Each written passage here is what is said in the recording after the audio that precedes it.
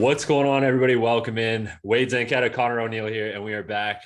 It's a rainy Sunday in our neck of the woods, Connor. It's a rainy Sunday. It is a rainy Sunday. Jeez, man. But was certainly the fields were certainly shining bright yesterday during OUA action, though.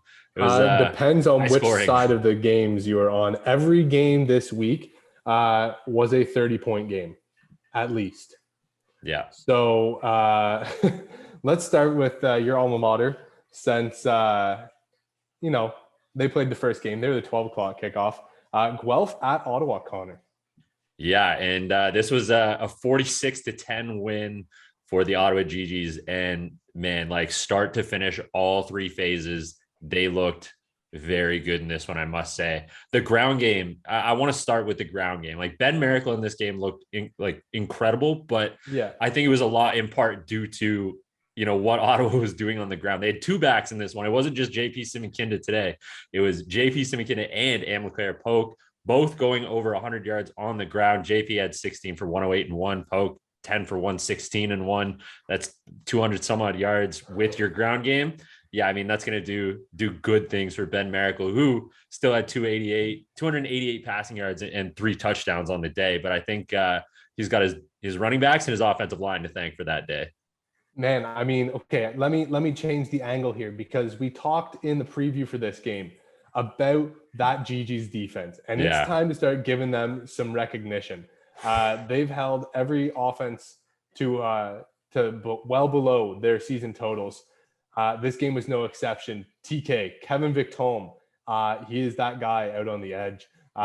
In coverage, 41-yard pick. James Peter, you already know he's leading the league in touchdown, or not. Whoa, you already know he's leading the league in tackles. He had 10 total tackles this game as well. I think it was 6 solo, 8 assisted. So he's in on 14, but that adds up to 10. He had himself a day. Like, yeah, man, the GG's defense, certainly some dogs, some playmakers on their side of the ball. But I will say for Guelph, like, they didn't necessarily play a bad game. When you look at some of the numbers that they put up, some of the things that they did in this game, like Isaiah Smith still had 17 carries for 101 yards in the game. But it was, the little mistakes or the crucial mistakes, I should say, that kind of killed them. Like Jake Helfrich, two interceptions in this game that Ottawa was certainly able to capitalize on. And when you're playing a team that has the ability to run all over the field and still find guys downfield like Daniel Oladejo, who had 109 yards in this one, it gets tough to win when you're turning the ball over and the opposing side is able to then capitalize, put points up, make you pay for turning the ball over. And that's really what Ottawa did in this one. Yes, absolutely they did. They're looking towards the Panda game in 2 weeks. So October 1st, circle your calendars. I'm sure I've got my Panda pick ready, Connor. I was telling you off air. You're saying off air. But Mac at Waterloo, next game, another, like we said, every game was lopsided. This one was 43-0.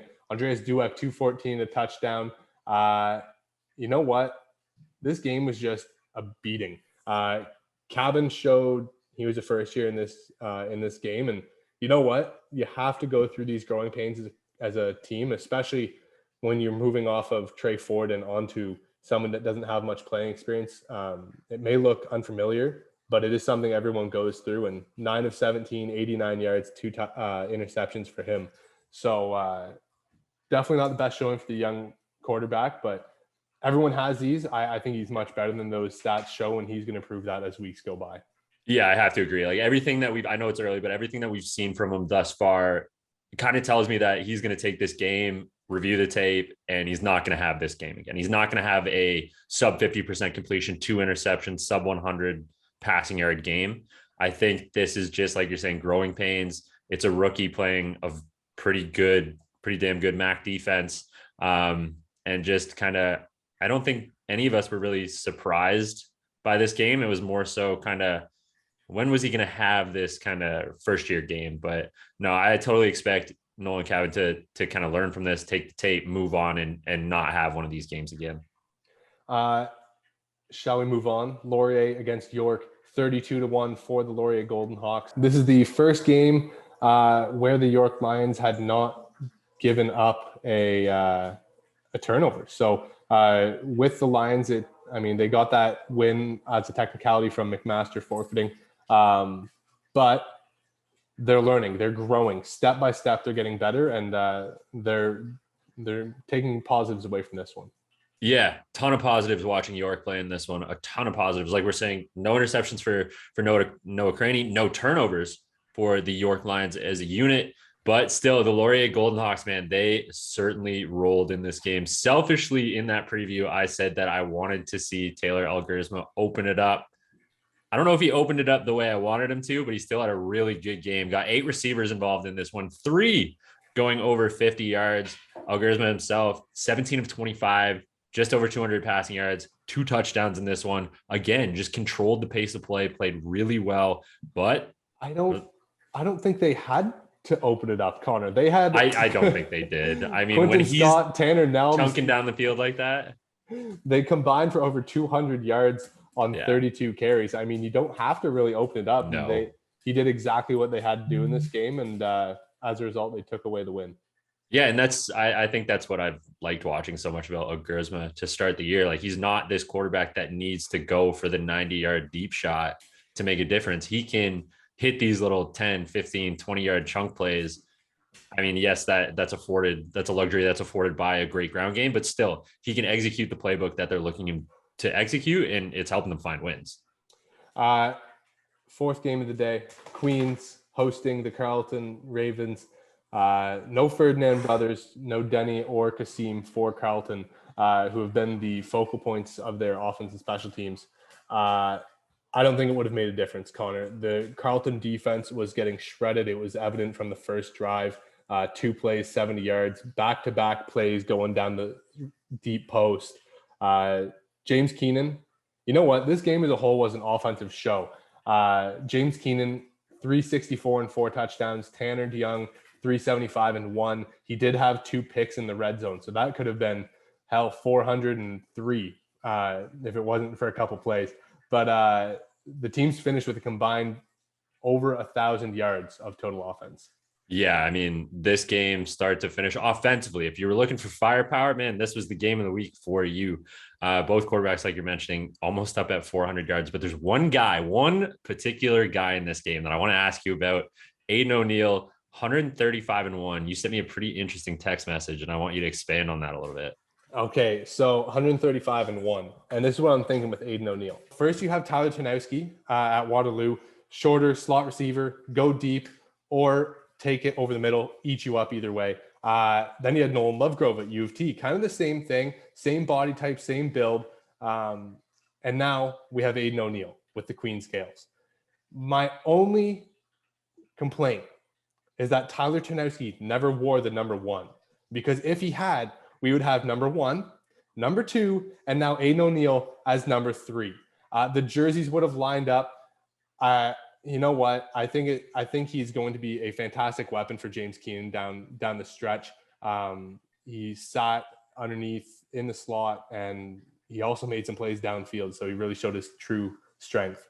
You've got the recent comps with Lovegrove and Tyler T, but I want to throw one at you that is kind of more of a Queens related throwback. What about a little bit of a Shaftalane? We'll see. There's some big shoes to fill with all comparisons. There's just one game for Aiden O'Neill, but I feel like he's going to be a weapon for them going forward. Final one, man. We joke about it. We joke about it all the time, but it truly, truly is the Windsor Road Trap pulling out a 37-7 win over your Toronto Varsity Blues. Yeah, you know what? The 3-game rule has played its course, I think, for the Varsity Blues. We had a really good start to the year. There were some flashes, and there still are some flashes. But when you look at, people crowning a quarterback based off of one game, we've now seen 4. There has been one great game. There have been some learning curves, but for Kinsale Phillip, I think it was the pause button that I wanted when people were crowning him after their first win over Carlton. Let's wait. Phenomenal performance, but I'm with you. I want to see more. I want to see it consistently. But for the second straight game, the Varsity Blues have not been able to sustain the run game. Adam Williams just 7 carries, and he had he had a good chunk of yards. He's averaging almost 6 a carry. But for me, this is where the team is founded off of. This is where they start their offensive attack. And for Kinsale Phillip as a young quarterback, I mean, 10 of 19, 88 yards, 1 touchdown. The 1 touchdown came in the first quarter. So they scored, and then they never scored again after that. I really think that this team, Kinsale, is showing promise. He's great moving around the pocket, moving around the field, and extending plays. But as a young quarterback, he needs this run game with Adam Williams and Sam Conte to really help him out. Yeah, no, I entirely agree with you on this one. And I think kind of on the Windsor side of things here, they played exactly the game that they needed to. Their quarterback, Danny Skelton, 259 yards in the air, 1 touchdown. On the ground still, I mean, Joey Zorn, 10 carries, 56 yard. Chris John, 6 attempts, 44 yards, a touchdown. And then they had a third, and Danny Skelton, sorry, the quarterback himself had 33 yards on 4 carries. But again, I think it was relentless defense on part of the Windsor Lancers as well. I mean, I don't know if you saw it, but did you catch the punt block? Because that was you never want to see a punter get hit like that. That is just a hard one to watch. But they played. No, I was still in the Queens game for that one, but they did have 3 sacks. I tuned in for it on my car ride home, kind of listened to it as like a quasi radio broadcast. But no, this is just they talked to us. JP Cercelli talked to us. Ground game, defense. They're actively running the ball. Like, they've got 20 carries between their top 3. And then their defense is applying pressure and making teams try to play left-handed. I mean, we saw it with Guelph. We've seen it now with Toronto. And yes, Windsor still has a long road ahead of them, but they're building as a program, and these are the steps that you want to see them take. Yeah, certainly. And I mean, it kind of, to me, feels like Windsor has gone, this is our identity. Go ahead and stop us. Yeah, I was happy to see Windsor get the win at home. I know it's always tough, but they're above 500. They're feeling good, and for the Varsity Blues, there's a big chance against York to kind of get yourself back on track and not be too far behind in the playoff race. Absolutely, but I think we'll leave that one for the Week 5 preview. Won't give too much away yet. That's going to close out the weekend recap episode for us, though. As always, you know where to find us. At See a Perspective on social, at Wade Zank, at Connor R. O'Neill. Man, it was a fun weekend of football. It was. I'm happy that we got it in, and excited for the weeks to come.